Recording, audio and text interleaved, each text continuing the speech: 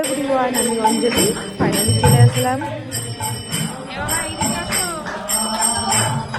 দেখো মন্দিরে এটা হচ্ছে সাবুজের ওখানে যে ইস্কন মন্দির আছে না, টাউনে গিয়েছি তো ইস্কন মন্দিরে ঘুরতে গিয়েছিলাম। তো দেখো ওখানকার কিছু মুহূর্ত। তো প্রত্যেক দিন সন্ধ্যাবেলা এটা সন্ধ্যার সময় সন্ধ্যা আরতিটা হয়। তো দেখো আমরা সন্ধ্যা আরতি দেখতে গিয়েছিলাম আর সবাই মিলে খুব খুব এনজয় করেছিলাম। আর ওখানে গেলে শরীর মন পুরো একদম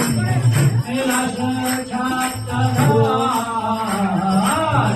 সব না গেলে বুঝতে পারবে না। তো দেখো, তো এখানে সবাই মিলে হরিনাম করছিল আর আমরাও একটু নাচানাচি করলাম। সবাই নাচানাচি করছিল, আরতি হচ্ছিল, গান হচ্ছিল, সন্ধ্যার আরতির গান হচ্ছিল। তো সবাই মিলে ওখানে গিয়ে খুব খুব মজা করলাম।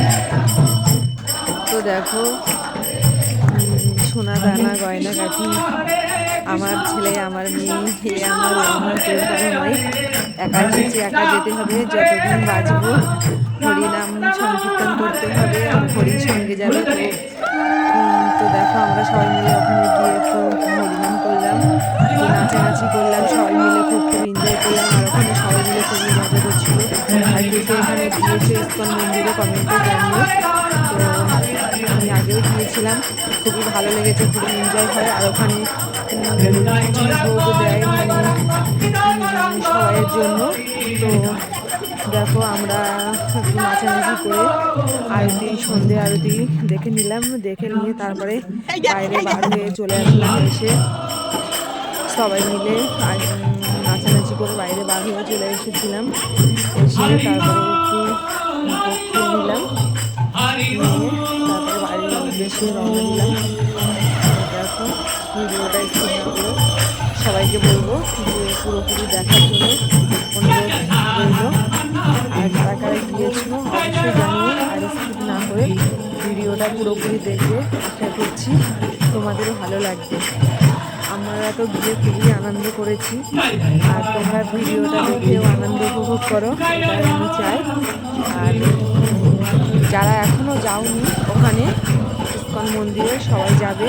ওখানে প্রত্যেক দিন সন্ধেবেলা সন্ধ্যা আরতি হয়।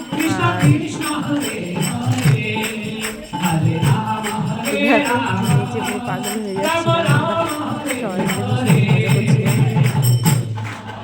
তো ভিডিওটা কেমন লাগলো অবশ্যই জানিয়ে।